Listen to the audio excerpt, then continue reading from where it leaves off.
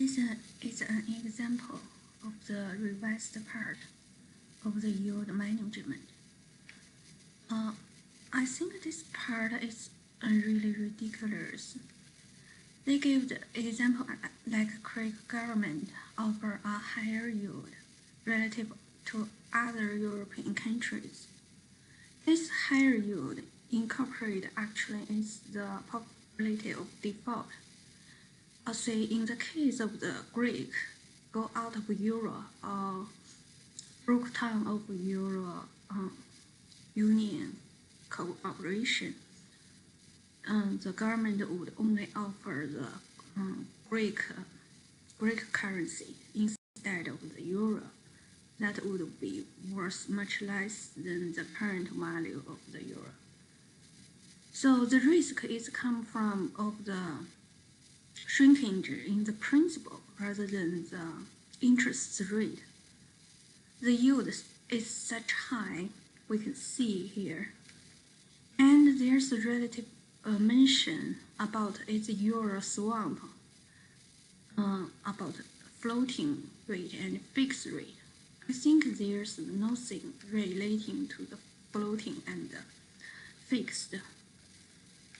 It seems the author recommend the earn of money from fixed payment of Greek bond to exchange for floating rate. So they gave up a 5% fixed income, which represented by the black part. So they give up the black part for the gain of the white part, which is the increase of the floating part, Libor rate. Can you see which part is larger? What I see those what they exchange for a huge chunk of money in return for a small amount of money. So this recommended strategy seems to capture the converge of the Libor rate, but they give up the amount they gave up is much larger than the gain. Because you still, with this swap, you still have the risk of the shrinkage of the principal in 5 years if the Greek depart from the Euro Union.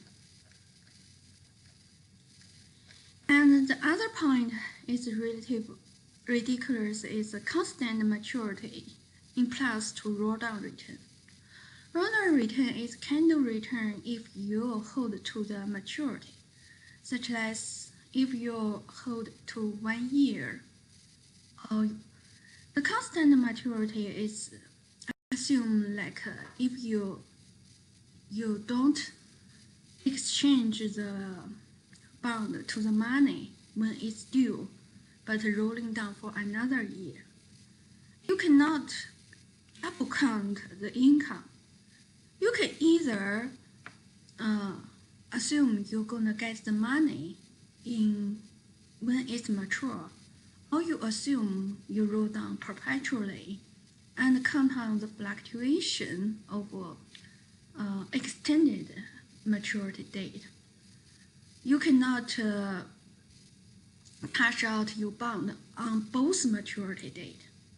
So it's like if you have US dollars, you cannot exchange for UK dollars. Simultaneously, you get a return on exchange rate for Germany marks. So it's double counting, I think.